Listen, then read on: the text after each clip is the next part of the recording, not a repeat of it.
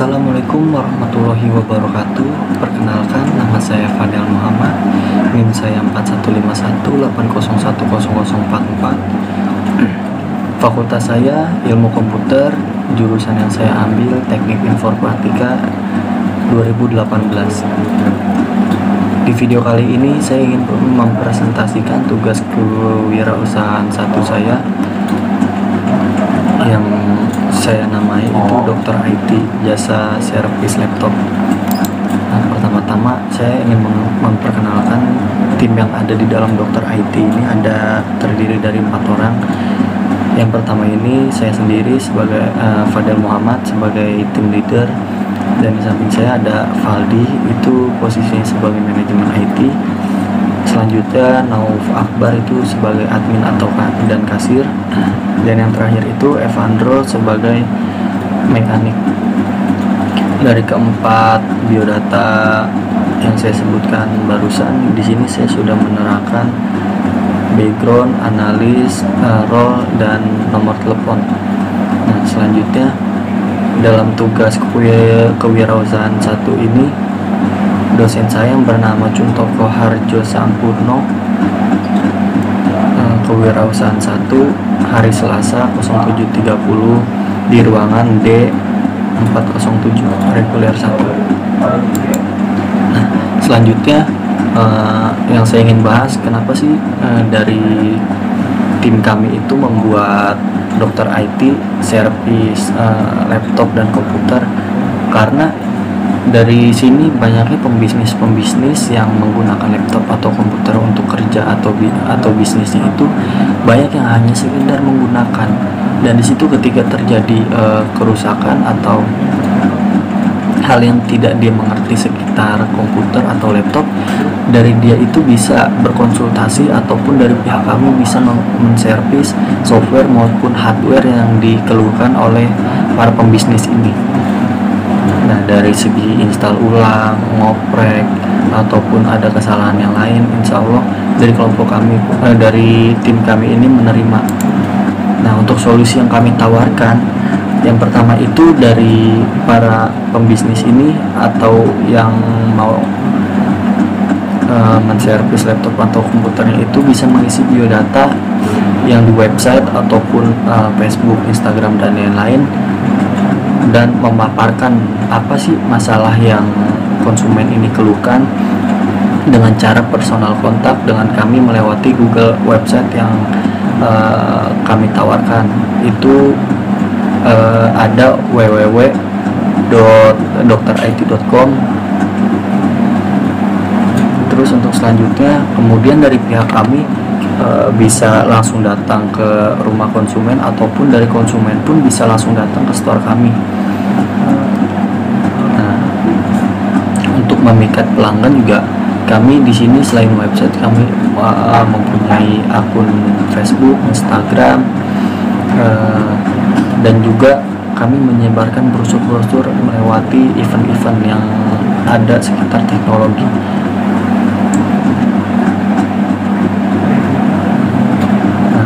Selanjutnya ini target customer kita itu yang pertama dari teman dekat, dari juga lingkungan sekitar, dan online. Tiga target customer ini saling berkesinambungan sih. Kita mengambil dari segi online pun ada, dan langsung dari teman-teman kita pun ada.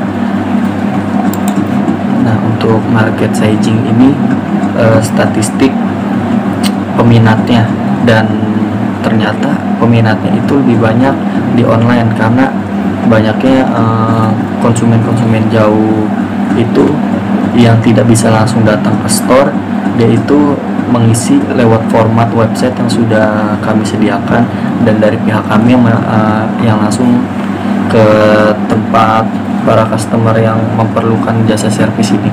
Yang keduanya itu dari lingkungan sekitar, teman-teman kerabat atau teman-teman kampus kita. Dari situ juga banyak yang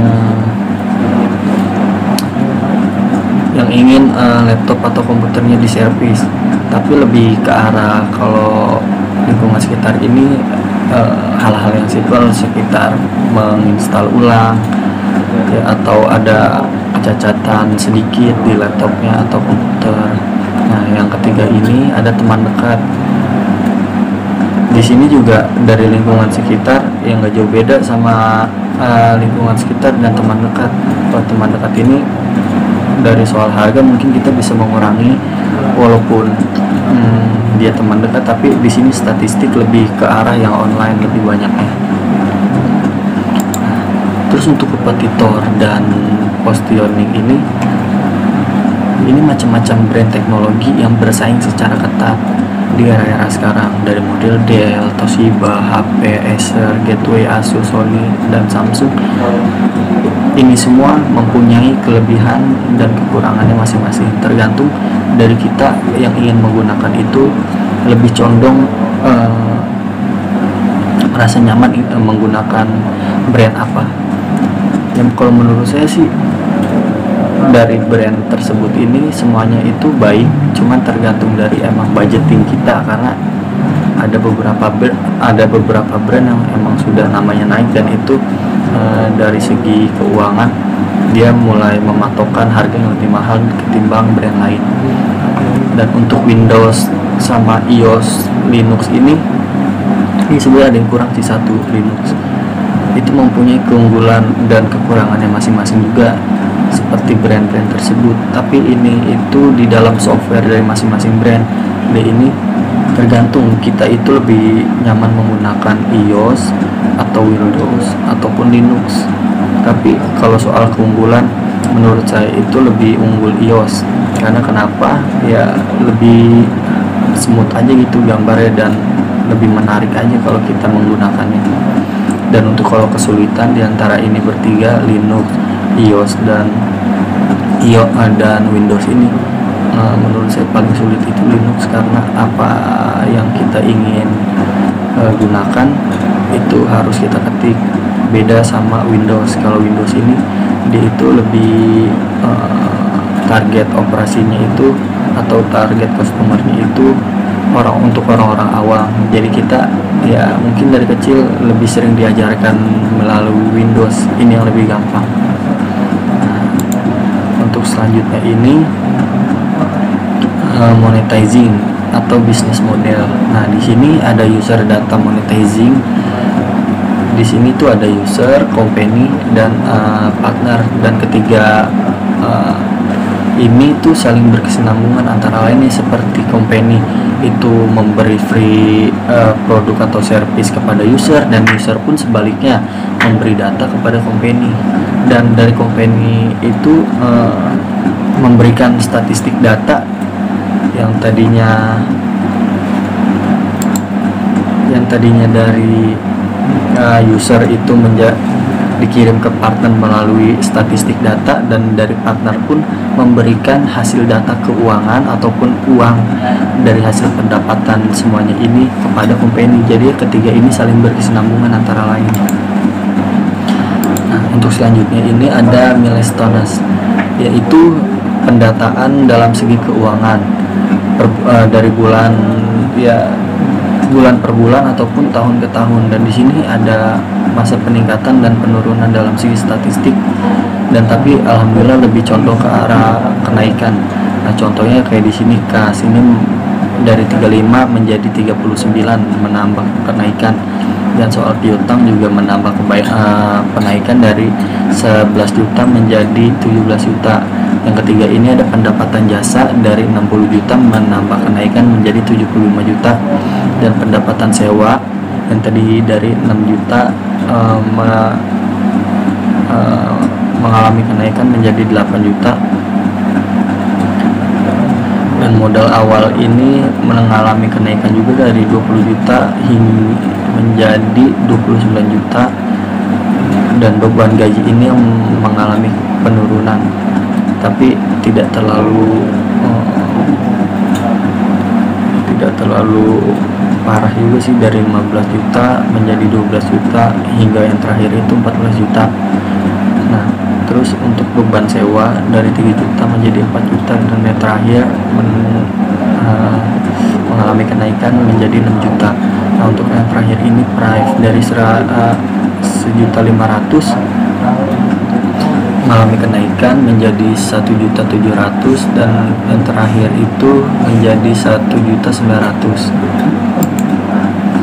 Selanjutnya ada funding needs atau allocation.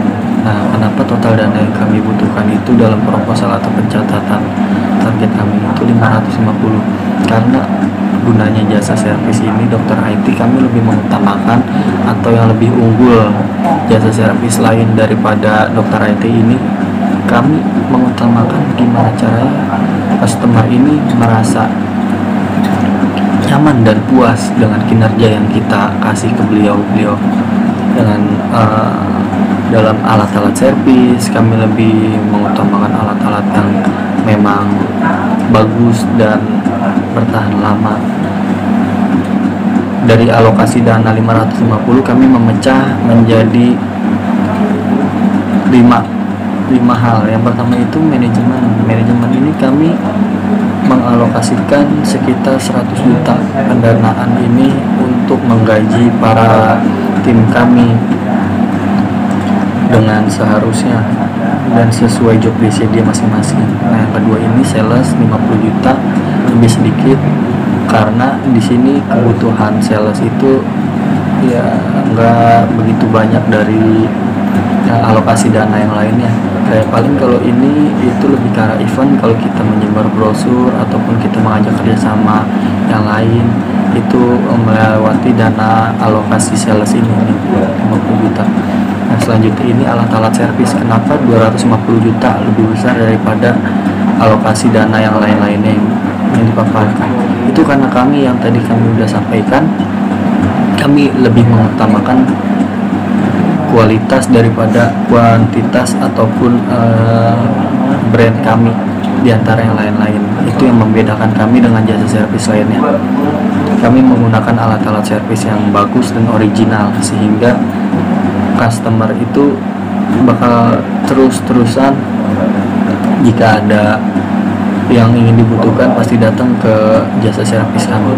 Nah, untuk selanjutnya ini sewa ruko standar 100 juta ini dalam jangka waktu 1 tahun, dan yang terakhir ini dana emergency atau dana darurat kami mempersiapkan 50 juta. Untuk selanjutnya ini ada marketing and customer execution. Nah, di sini itu lebih ke arah strategi. Yang inti poinnya itu target perusahaan dari mulai kekuatan dan kelemahan yang dipaparkan dalam poin-poin yang ada di dalam ini, dari ukuran perusahaan, posisi dan industri, status perusahaan, sejarah masa lalu, pemasaran, kinerja keuangan, kinerja manajemen, SDM dan organisasi. Nah, terus pemegang saham pun itu menjadi target perusahaan dari semua use case yang sudah kami buat dalam jasa kami ini. Nah, untuk terakhir kontak detail, jika kalian tertarik dengan jasa servis laptop ini, kalian bisa datang langsung jika kalian sempat. Itu alamat kami di Jalan Madrasah RT 03 RW 05 Srengseng, Jakarta Barat. Itu tempatnya di pinggir jalan raya kok, kalian gampang mungkin nyari, atau mungkin di map juga udah ada kalau kalian nyari dokter IT jasa servis laptop di jalan ini, udah kami terterain di Google Maps.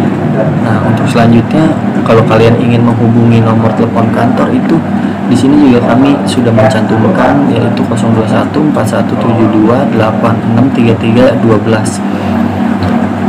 Dan selanjutnya itu kami juga mempunyai email address. Kalian bisa mengirim keluhan Anda jika ada kesalahan atau kekurangan yang Anda isi di website itu, atau ketidakpuasan Anda atau kritik Anda atau saran sekitar tentang dokter IT ini bisa Anda masukkan ke dokterit@gmail.com. Di situ nanti dari pihak kami akan merespon.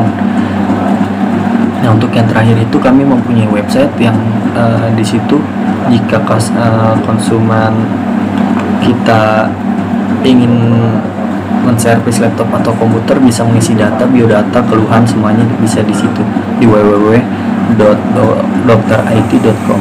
Nah, mungkin sekian yang dapat saya sampaikan, kurang lebihnya mohon maaf.